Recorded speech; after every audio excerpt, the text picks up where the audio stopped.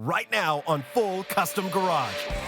Master metalman Ian Roussel brings his wild vision to the world of Volkswagen bugs. I built a couple radical bugs, and looking around, I'm seeing stock ones, nothing crazy. It makes me want to chop one up and build something really wild. With his hands on a stock bug and a head full of ideas, it's on. I have a couple ideas I'm not 100% sure of. It's kind of uncharted territory. I'm just going for it. I'm going to cut the whole car into pieces. You got to be a little reckless if you want to get the best stuff. And later, when Ian shifts gears into a different project, the pressure's on. These clients are buying the car sight unseen. I know that I've done my best work. I can only hope that they appreciate it.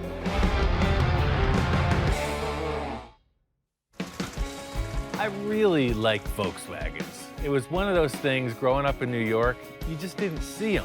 So for me, they became a very special car. They had total character, especially Baja bugs or custom VWs. You just never saw them on the East Coast. So really, that's what became so appealing. They were rare. I've been working on this bug for about 18 months. It all started with this little toy somebody gave me. I've always been into VWs, so I saw this thing and I'm like, hey, I could build this. I could make a full-size one. I was really just kind of showing off in building this whole thing. This was just like an experiment. It's got custom everything. The chassis got a lot of tubular structure in it. It's chopped radically. It's really changed around from a stock car. I wasn't really pushing on finishing this car. I'm always working on a lot of projects, so this car is sitting in the side of the shop most of the time. The front suspension just needs to be finished, and it's a runner. And I'm really just kind of lagging. I'm looking for some inspiration to get it done. I haven't been involved in the VW world. I haven't even been to a car show or read magazines in forever. So I think I want to go out and just kind of see what's happening in the scene. Even though VWs are getting harder and harder to find for restoration or custom, by looking at today's attendance, you know the scene is happening.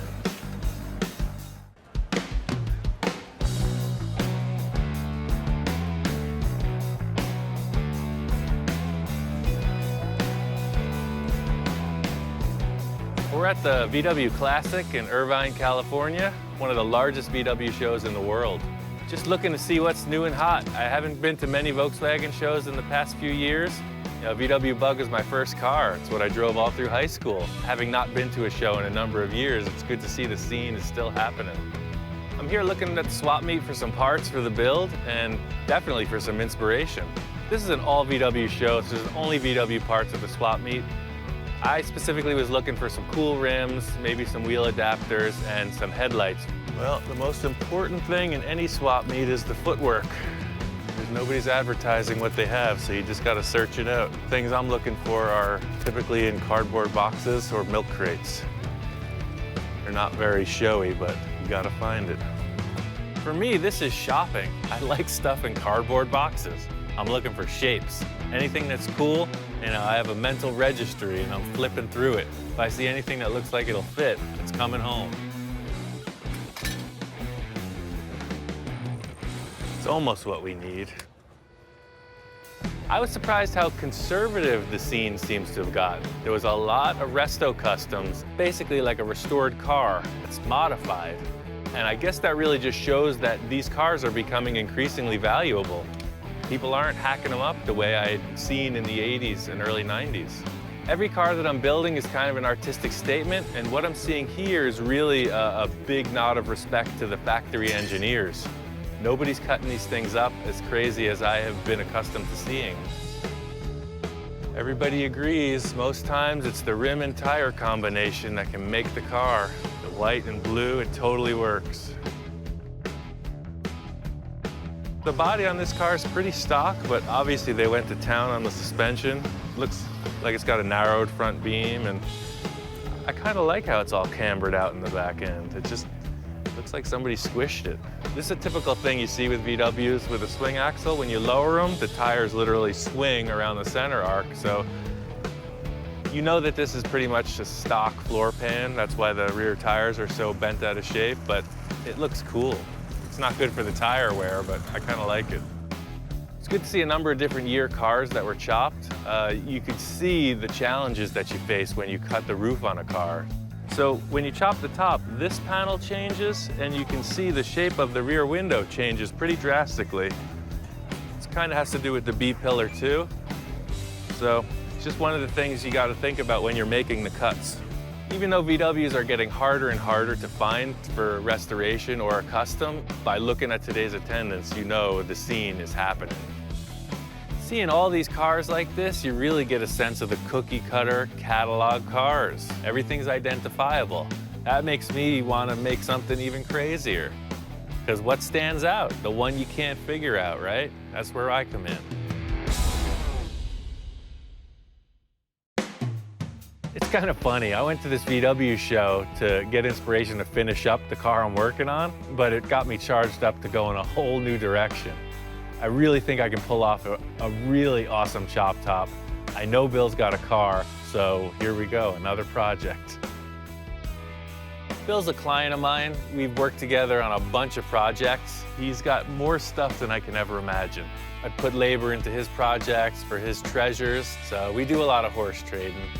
Bill and I were talking about this VW Bug project I had. He mentions, coincidentally, he's got one laying back here. Somebody changed the doors for some reason. It's pretty solid too, look at the rocker panels. Southwest car. There's no floor pan, no kind of VIN tag of any type, so I really don't know what year this is. He said he thought it was a 64 or 65. It's in really good shape. This is a perfect start. Somebody stripped everything out of it. I don't have any carpet to remove. It's off of its floor pan. I have another floor pan at the shop I can put this on, just to make sure everything is square. All the door gaps look good. I don't think the car was crashed. It's never been rolled over. He said it was a Baja Bug, so I don't think it was jumped too hard or really freaked out on. This is freaking perfect. There's no preparation. I thought, usually you get a car, you gotta pull all the dead rats and bubblegum wrappers out of it. This thing is just clean metal. It's ready to go. I don't know how heavy these things are.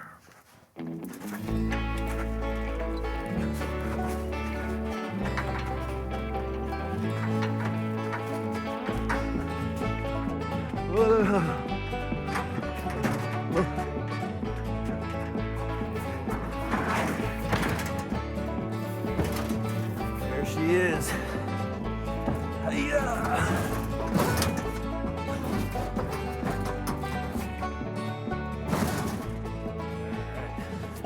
Get this thing harnessed up, get her back to the shop. All right, let's get the heck out of here.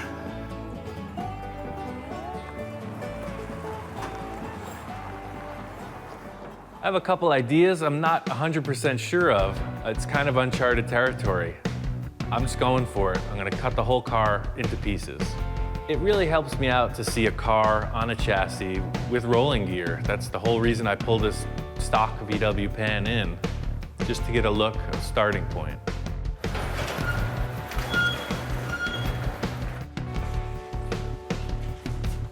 I think this is how they did it in the factory. Back in Germany, I think this is how they assembled them. My whole thing is I'm working with existing parts, so I need all the stuff that fit around the body to make it convincing. I don't want to sketch it, I want a three-dimensional view of it.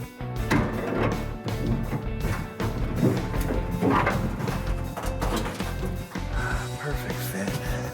Hard part about building this way is you're just stacking a lot of parts. I'm moving car bodies, tires, frames. It's a lot of work.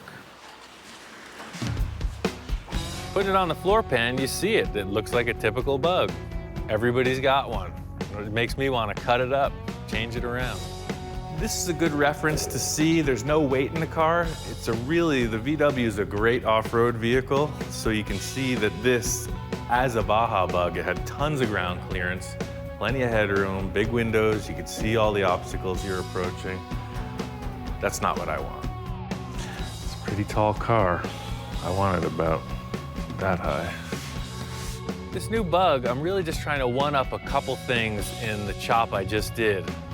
Namely the windshield height and just the general appearance of it. There's a couple subtle changes.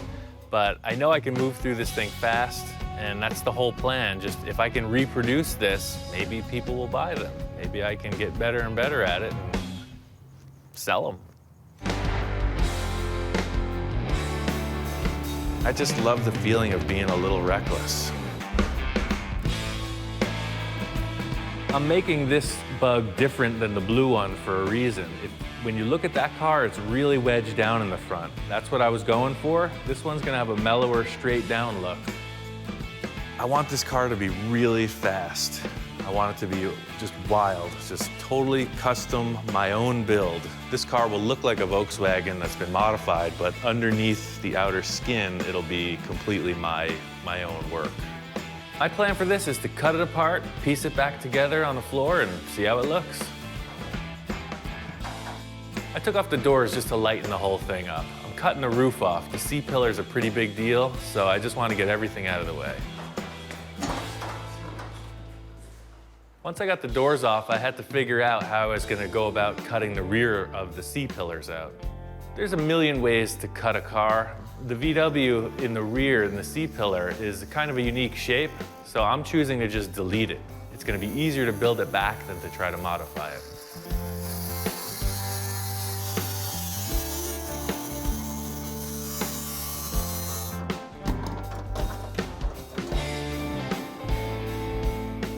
I needed to cut out the whole rear package tray. The reason is the body's narrower, so it's just fast for me to get it out of the way and build a new one. The whole trick with this is I'm leading the whole chop off of the A-pillars. Everything else is built to fit. So as long as the body's square and the A-pillars fit, carry on. It appeared I didn't mark the side of the car before I cut it, because I didn't. I'm that good. I know these cars. I just freaking go. That's why it's so quick.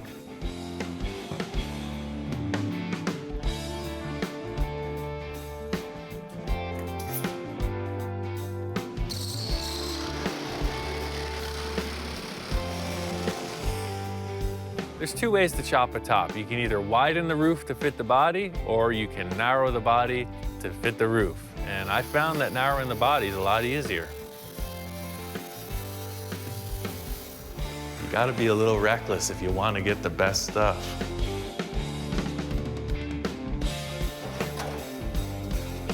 By cutting a car up and piecing and placing stuff, by mocking up pieces instead of like having a set definition of where you're going, it allows room for that little nuance, that thing that could potentially take it over the edge. And I just love the feeling of being a little reckless. I'm confident enough to be able to pull it off. Now that I got the roof off, I'm just gonna get this chassis out of here. I wanna lay it out on the floor so I can really see how it looks. What I'm doing here is just mocking up the pieces of the body. The reason I cut this car right in half was because as the top comes down, this is a triangle, so it's gonna fall through these upright posts. What I'm gonna do is cut right through the center of the body. Well, you know what? I'm gonna cut 4 inches out of the windshield right now, and then we'll stick it on there and see. Chopping a top takes a lot of measuring, and I just try to make it easy as possible. 3M gave us a whole bunch of tape, so I just used a 3/4 inch tape, marked it out, and cut it straight ahead. It's just easier for me to lay out tape. A lot of people do that. So you got 3/4 times 3, that's 2 1/4 inch.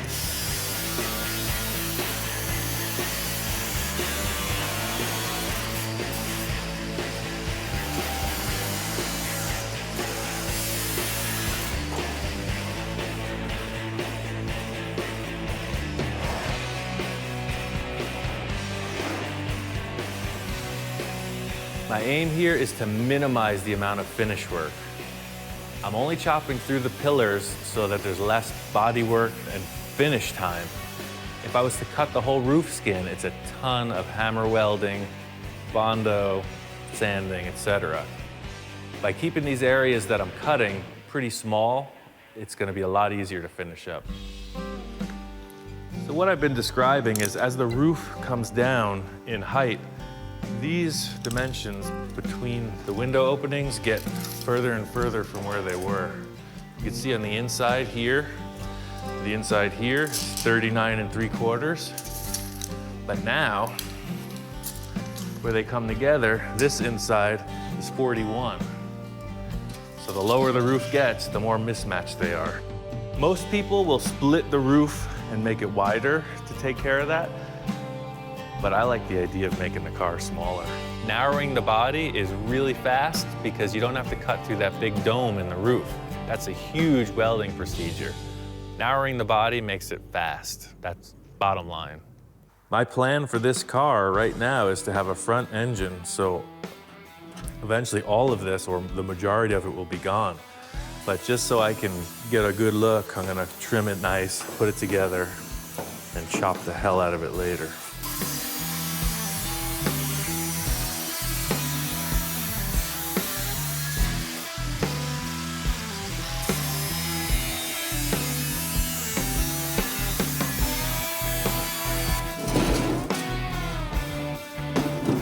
Ultimately, I will measure out and line all this up, but right now I'm just tacking it. These proportions might change.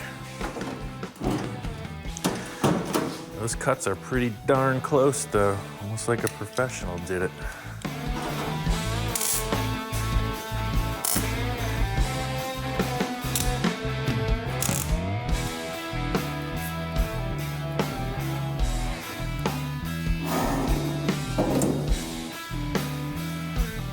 So I'm gonna tack this up pretty strong because these are gonna be the lead off on the rest of the chop. It's a 4-inch chop in the windshield pillars. Yeah, I think that's perfect. Something I was really stuck on was how this rear window was gonna fit. It was all wrong in the back.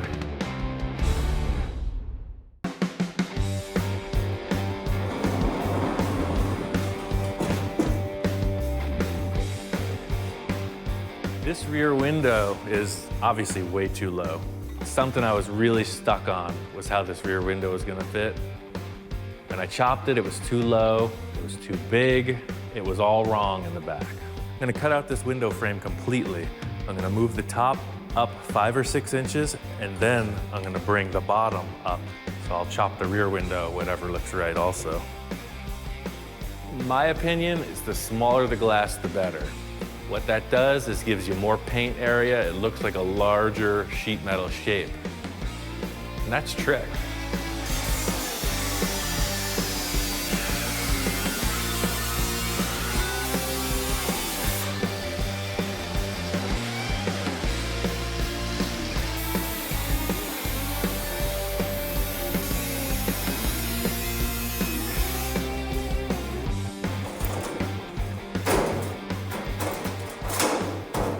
See, it just brought the whole window frame up. And now if you look around the car, the windows are all at pretty much the same height. And in the end, I'm gonna figure out how much smaller the back window gets. Trucking along on this body, I got a lot of bracing and stuff. The plan for me right now is to weld in the top of the window. I definitely like the line. If you look here, how this line comes through, visually, that flows around pretty cool.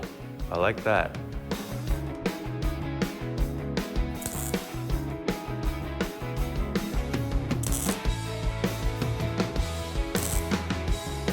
Taking a lot of time just to step back and look at it. It's all about the visual impact that it has. The window openings are very important to me.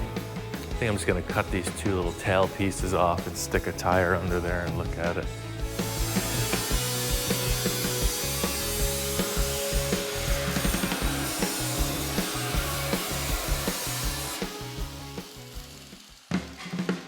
I have a lot of experience with moving Volkswagen bodies.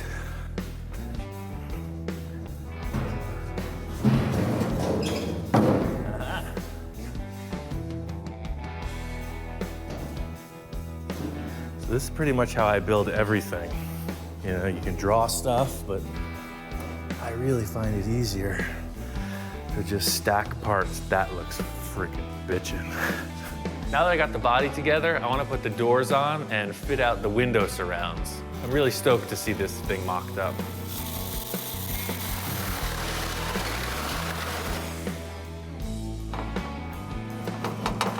doors on, see if that doesn't change the look.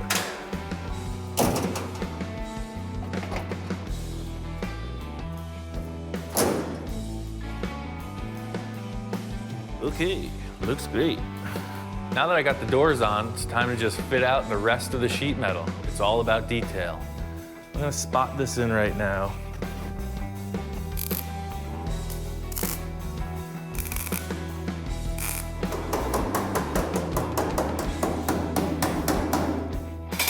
I just trimmed off 4 inches from this upright to match the roof, and it's pretty close.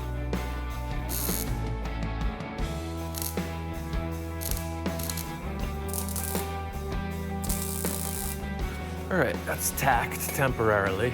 You can see how much work's gonna have to go into that later, but hey, looks good from this side.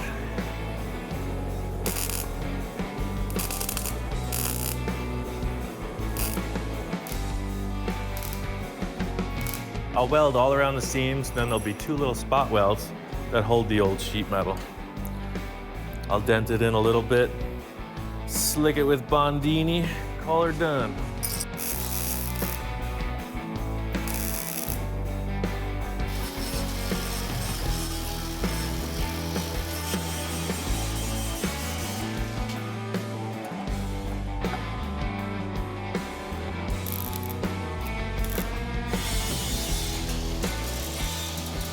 This is what makes the chop.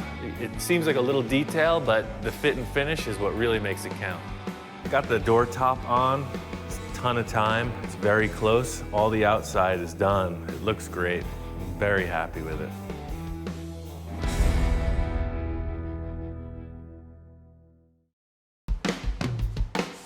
The whole deal with making this chop a little bit better than the other ones is making the windshield smaller. The early Beetles had a really cool front shape on the roof, and as the years progressed, the windshield got bigger and bigger. So me making a small windshield just makes it look older, which I consider cooler.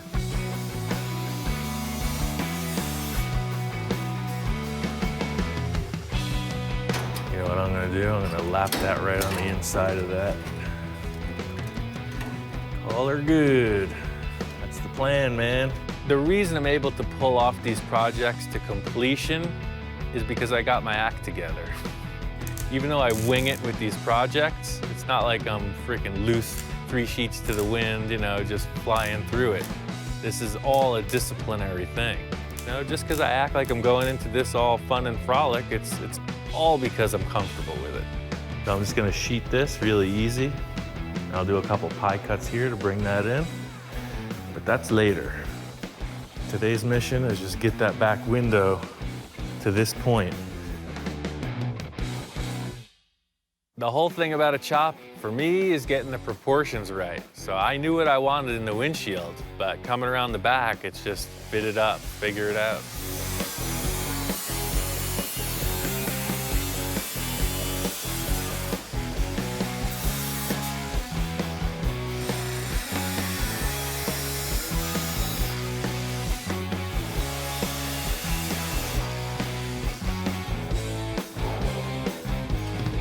Every time I start a car, I'm just falling in love. I don't think about how much work it's gonna be. I know how much work it's gonna be, but can't think about that. You just gotta go for it. That's 5 inches out of the rear winder.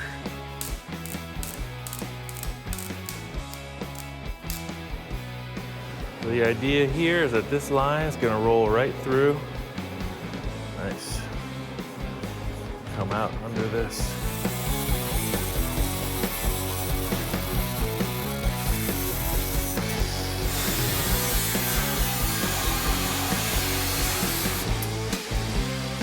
Now the car looks like a chop top. That is perfect. So I got this Baja Bug hood from my good friend Don. He's got tons of stuff laying around. He had this fiberglass hood. I decided to use this fiberglass hood because it's a little shorter. Looking at the Blue Bug, the hood is really close to the ground. The fiberglass hood that I'm using is quite a bit shorter. It's from a Baja Bug, and I think it's just gonna look cool. The car's 2 inches narrower than it was, so the fiberglass hood's gonna have to get narrowed too. I'm just gonna cut a big V groove out of it and piece it back together.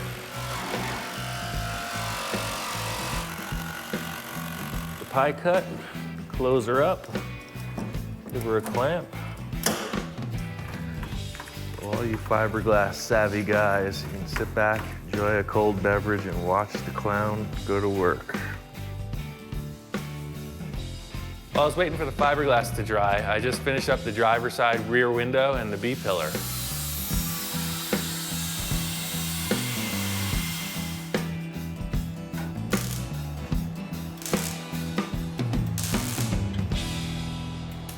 The primary difference between the way I work and someone who thinks out the whole thing beforehand is that I leave an opening for that nuance, you know? That's the great artist. That's the thing that makes the difference, is the unexpected. And I leave a lot of room for the unexpected.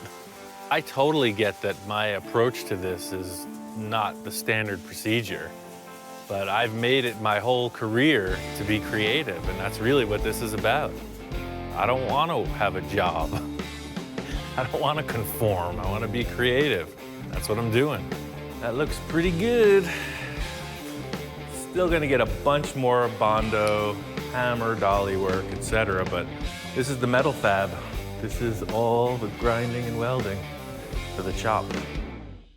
The only way to explain if a chop looks good or not is to just look at it. It's really an individual take on it, you know? It depends what you're trying to do with the statement of the car. So I guess the worst case scenario is the windows are ill-fitting. You know, the lines look kinked, they're not smooth, and that's really what I'm trying to work past, just make it look factory. What you're witnessing here is the transformation of a VW Beetle into an awesome freaking hot rod.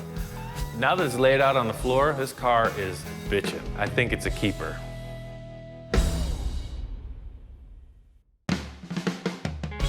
There's always so many projects going on. I got this bug that I'm currently chopping, and it turns out there's a buyer for the blue bug. It's pretty crazy. I found a buyer randomly through word of mouth. This couple up in Canada heard that I built this car, and they want to buy it sight unseen. That's cool, but there's a bunch of stuff I got to button up. To get this car rolling, I just got to do a couple things to the front suspension and some minor interior work. Just trim it out, and this car's done. Blue Bug's been in storage for a while. I got it in another shop. I only got a couple days to make this happen, so I got to get to it. Found this cool Ford axle. It must be a British Ford. I'm not sure. It's very narrow and super lightweight. I was thinking about how to improve it and kind of make it unique. Typically, the axle is a solid axle. These two centers are just joined. My idea with it was to split it, sort of like you see the later model Ford trucks, the independent I-beams. So I cut the axle in half. I took these bushings from leaf spring and just welded them in. So now the axle is sprung independently. Getting this front suspension dialed in isn't a lot of work, but it's technical. The handling of the car, the safety of the car, depends on this front axle behaving correctly.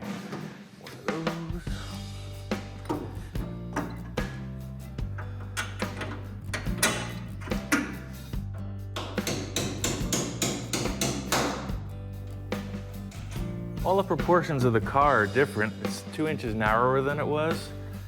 So I thought maybe this little axle would fit the narrower car, but even still, when I set it up in mock-up, it just looked like it needed to be wider. So I split it in half. I built this bracket. You can see it's about, I don't know, 8 inches wider than it used to be. And now it looks like it belongs that way. I'm gonna use air shocks on this car to suspend it. Being that it's such a lightweight vehicle, I can get away with it. Most of the times you'll see a leaf spring with this setup, but I think air shocks are gonna be fine. So the air shocks just bolt in like this, kind of at a diagonal angle, but I'm not gonna hook them up to test this out because it's just gonna restrict the movement. But you can see how they just fit in.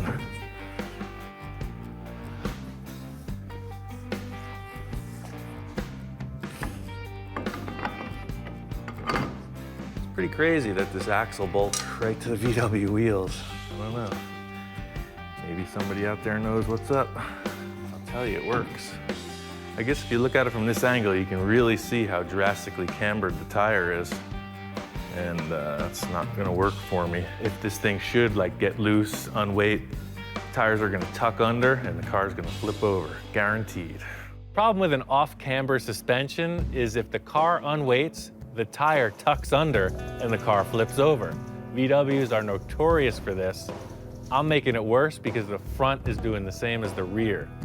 Typically a VW Bug, if it flips over because of this situation, it's because of the swing axle rear end. This car has sort of a swing axle front end as well. So it's got to be kept under control or this thing's going to be loose. So this is the air shock that is basically limiting the up and down suspension travel right now. It's all on the shock. There's nothing else on the car to stop it from moving. The whole thing to make this suspension work is bump stops and limiting straps. That keeps the axle in position. What the off-road trucks do is they use a limiting strap. It's kind of like seatbelt material. It's doubled up, stitched really strong. So as this guy is trying to open as the tire falls out, this guy limits the travel of the arm. The limiting straps were easy, simple bolt-on, but the up travel of the axle has to be controlled too. So the limiting straps, they only took care of half of the issue. They're stopping the tire from dropping out. But still, it can come up. So if you were to hit a big bump at speed, it would slam the shock shut and ultimately ruin it. You could do it a couple times, but we need to have some kind of a limiter to stop the axle from moving up. So for the up travel, I just ordered these bump stops from a catalog. Contrary to popular belief, I do order stuff from catalogs from time to time. The whole deal with ordering these bump stops is they're new, they're good, I need them. Simple rubber block with a bolt in it. They're meant to take the axle bouncing around like crazy on an off-road car. Every fabrication has its look. This car has a lot of tube elements in the whole front end. So for me, getting these bump stops mounted, it's got to be a piece of tube and it's got to look like it belongs in the car.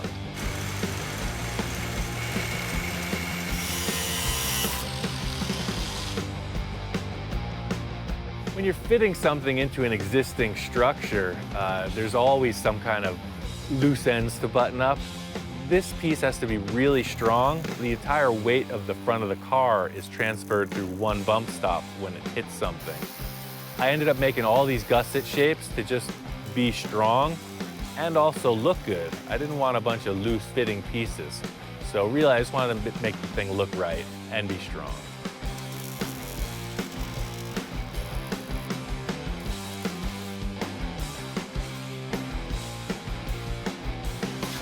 I think that did it. All mechanical parts wear, things change. I made all this stuff adjustable, so as the car ages, you can adjust everything so it keeps the tires in the right position. Yeah, so that's cool because they could be put into here at that height or locked all the way up, so it'll give you an adjustable bump stop. Pretty slick.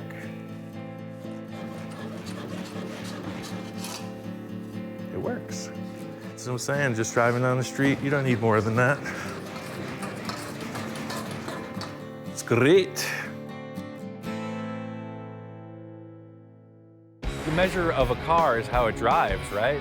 I gotta take this thing out and spin it around to see how it behaves.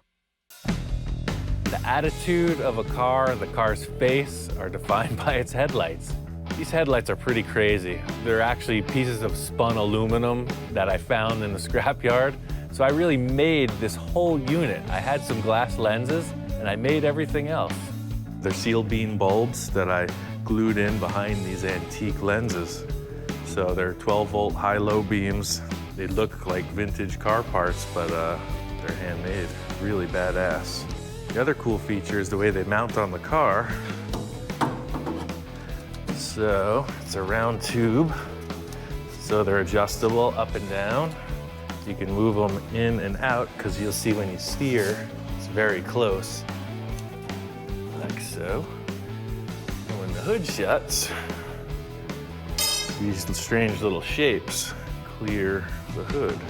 When you look at it, it looks like a face. So I wanted them to be in the right position, wanted them to be the right size, and I really just tailored the whole mounting bracket so that it was clean and invisible.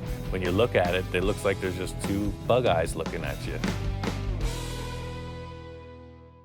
I made suicide doors on the car. You can buy a kit. I didn't want to do that. I was really just doing this for me. So to show off, I made some really cool suicide door hinges.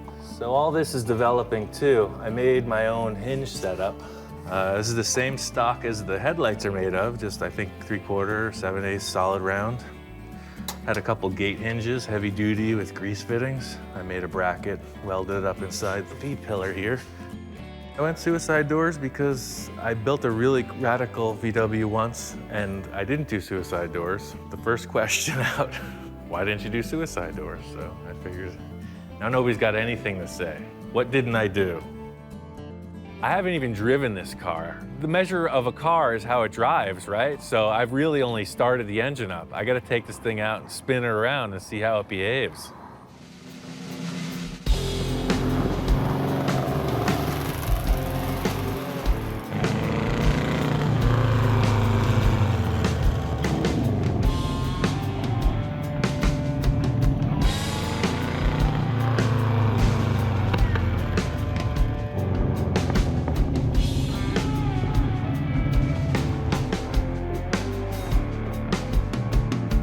Car is a blast. The crazy thing about this car is it is like a go-kart. I mean, it's miniature inside. It's really sectioned down, but it's a ton of fun to drive.